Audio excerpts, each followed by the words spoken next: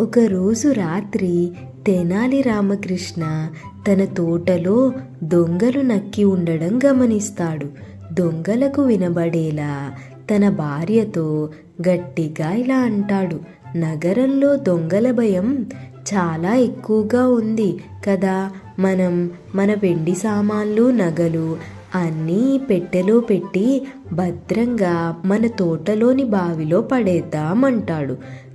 వెంటనే రామకృష్ణ దంపతులు నగలకు బదులుగా రాళ్లను నింపిన ఒక పెద్ద పెట్టెను తీసుకొచ్చి కష్టపడి మోస్తున్నట్లు నటిస్తూ ఆ బావిలో పడేస్తారు. ఆ శబ్దం విన్న దొంగలు చాలా సంబరపడిపోతారు.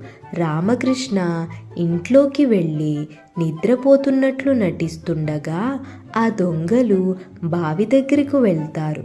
వెళ్ళి బావిలోని నీళ్లు ఎక్కువగా ఉండడంతో ఆ పెట్టె బయటకు తీయడం వాళ్లకు సాధ్యం కాదు. దాంతో వాళ్ళు రాత్రంతా కష్టపడి ఆ బావిలోని నీటిని తోడి మొక్కలకు పారేస్తారు. తెల్లవారుజామున ఆ నీళ్ళన్నీ అయిపోయి పెట్టె బయటపడే సమయానికి రామకృష్ణ అక్కడికి వచ్చి, అయ్యో, రాత్రంతా కష్టపడి నా తోటలోని మొక్కలన్నిటికీ నీళ్లు పోసినందుకు మీకు చాలా ధన్యవాదాలు అని చమత్కారంగా చెబుతాడు.